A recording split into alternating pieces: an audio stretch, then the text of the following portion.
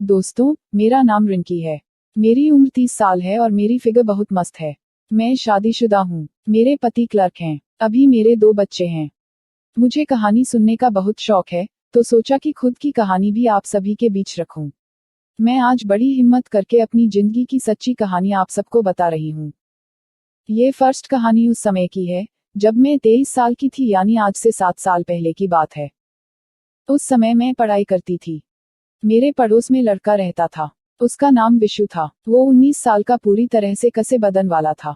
उसकी लंबाई 5 foot 8 inch की रही होगी। देखने में विशु काफी आकर्षक था। उसका हमारे घर में काफी आना जाना रहता था और मेरा भी उनके घर आना जाना लगा रहता था। वो मुझे दीदी बुलाता था। पहले मेरे मन में भी उसके लिए भाई और बहन वाली ही सोच थी, पर शायद वो मेरे बारे में कुछ और ही सोच रखता था। इसके बारे में मुझे तब पता चला जब एक दिन मैं शाम के समय नहा रही थी। तभी वो मेरे घर आ गया। वो मेरे भैया के लड़के के साथ खेलने लगा। भैया का लड़का अभी 4 साल का था। तभी मैं नहाकर बाथरूम बाहर आई। मैंने उस दिन नीले रंग का सूट पहना था। विशु मुझे देख रहा था।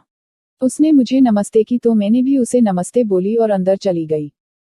विशु वहां से उठा और बाथरूम में चला गया। वो करीब 5 से 7 मिनट बाद बाहर आया।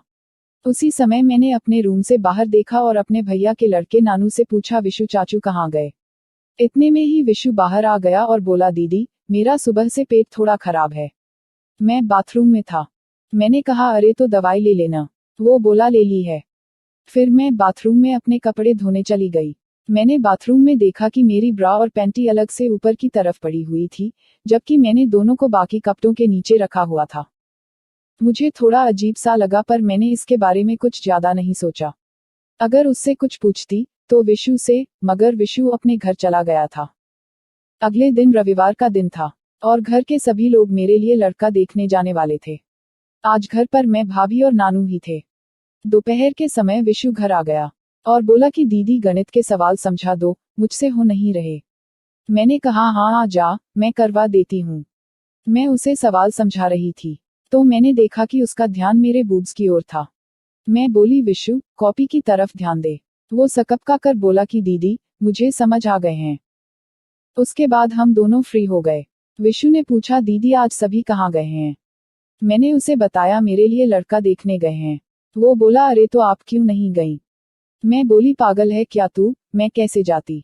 वो हंसते हुए बोला, अरे दीदी, मैं तो मजाक कर रहा था। तभी भाभी आई और नानू को खाना खिलाने के लिए नीचे ले गई।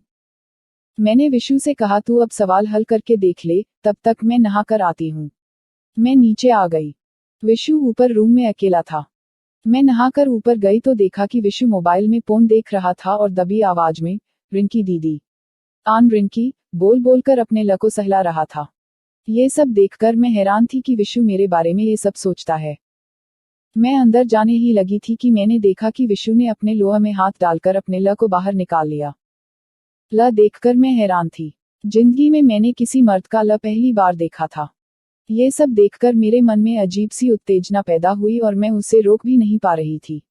बल्कि यूं कहूं कि अपने सामने विशु को हिलाते देख मैं खुद को ही रोक नहीं पा रही थी। अब मेरे बस में बात नहीं रही थी। मैं उसी वक्त नीचे गई और बाथरूम में जाकर मैं उंगली करने लगी। उसके बाद मैं रूम में वापस गई तो देखा कि विशु सवाल कर रहा था। मैंने पूछा, विशु हो गए तुम्हारे सवाल? वो बोला, दीदी नहीं, एक अभी बाकी है, वो हल नहीं हो पा रहा है। मैंने कहा, चलो मैं समझाती हूँ। ये बोलते हुए जैसे ही मैंने उससे कॉपी ली तो मेरा हाथ उसके ल पर लगा। उसका गर्म था। मैं उसके ल की ओर ही देखे जा रही थी। विशु को न जाने क्या हुआ, वो उठकर अपने घर चला गया। रात भर मेरी आंखों के सामने विशु का ल आता रहा। अब मैं उसके ल के लिए तड़प रही थी और सोच रही थी कि विशु से करवाई जाए। ये सब सोच सोचकर मैं बेचैन हो रही थी। मैं भाई बहन की वीडियो भी देखने लगी थी। अब मैं मौके की तलाश में रहने लगी थी और जानबूझकर विशु के सामने बिना ब्रा के टी शर्ट में रहने लगी। उसके ल के दीदार करने के लिए उसके आने बाद ही नहाने जाने लगी। विशु भी कोई मौका नहीं छोड़ता था। दिनों दिन मेरी प्यास और बढ़ती जा रही थी। वैसे तो मेरा रिश्ता पक्का हो गया था, पर शादी के लिए 2 साल बोले थे। कभी कभी मेरी लड़के से बात भी हो जाती थी, पर अभी तो मुझे विशु के की प्यास थी। मुझे कोई मौका नहीं मिला रहा था। फिर भगवान जी ने मेरी सुन ही ली। एक दिन घर वालों को मामा के लड़के की शादी में जाना था। उस समय मेरे एग्जाम चल रहे थे तो मैंने जाने से मना कर दिया। भाभी बोली मैं रिंकी के साथ रुक जाती हूँ। मेरी मम्मी बोली तुम दोनों कैसे रात को अकेले रहोगी। भाभी बोली अरे मम्मी कोई बात नहीं है, आप आराम से जाए। मम्मी बोली ठीक है, मैं विशु को बोल देती हूँ कि वो रात को यहाँ सोने आ जाया करे। मैंने एकदम से बोल दिया हाँ ये ठीक रहेगा।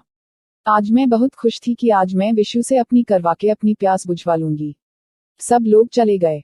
रात 8 बजे के करीब विशु अपनी किताबों के साथ मेरे घर आ गया।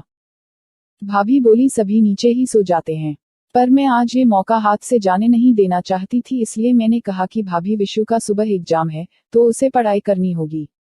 आप और नानू अपने कमरे में सो जाओ, मैं और विशु पढ़ाई करके ऊपर ही सो जाएंगे।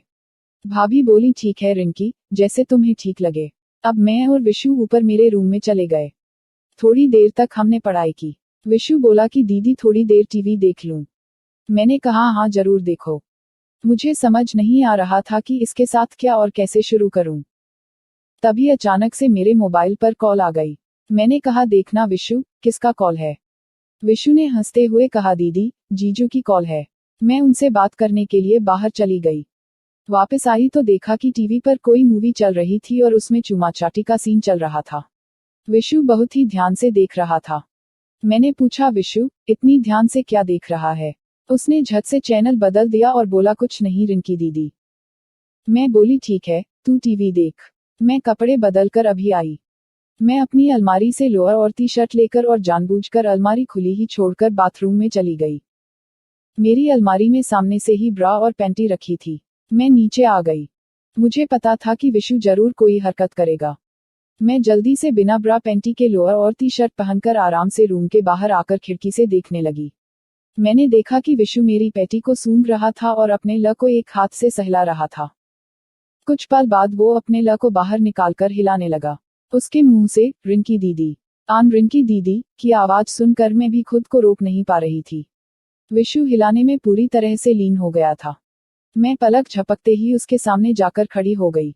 मुझे वहां देखकर उसने फौरन से अपने ल को अंदर कर लिया। वो पूरी तरह से घबरा गया था। मैंने कहा विशु, ये तुम क्या कर रहे थे। विशु रिंकी दीदी, कुछ नहीं। मैंने देखा कि उसका अभी भी पूरी तरह से तना हुआ था, तो मैंने उसे इशारे से कहा कि विशु से सब क्या है, लेकिन विशु कुछ नहीं बोला।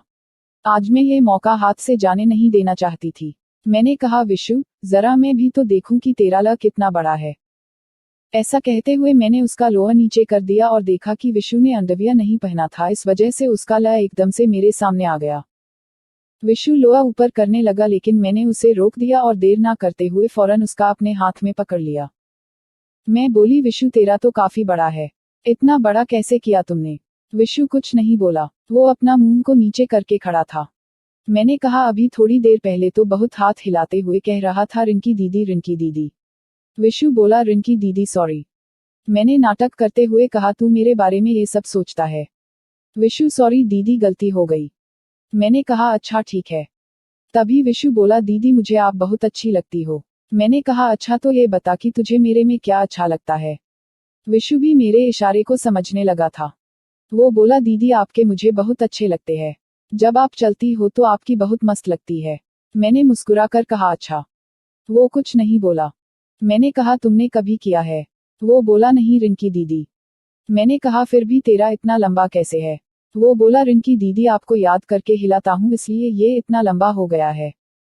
ये सब सुनकर मैंने हंसते हुए आराम से उसके गाल पर चपत मारी और बोली तुझे ये सब करते हुए शर्म नहीं आती। विशु बोला दीदी प्यार करने में कैसी शर्म। मैंने हंसते हुए कहा ओह अच्छा, प्यार करता है तू मुझसे। वो बोला हाँ रिंकी दीदी।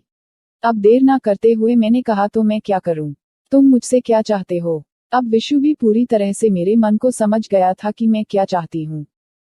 उसने एकदम से बोल दिया रिंकी दीदी, मैं आपको चाहता हूं।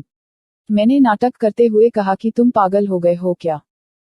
लेकिन विशु अब कहाँ रुकने वाला था। उसने मुझे अपनी बाहों में भर लिया। मैं उससे छूटने का नाटक करने लगी। सच में तो मैं भी यही चाहती थी कि विशु से मैं अपनी की प्यास बुझा लूं। विशु ने अब बिना किसी के डर के अपना काम शुरू कर दिया था।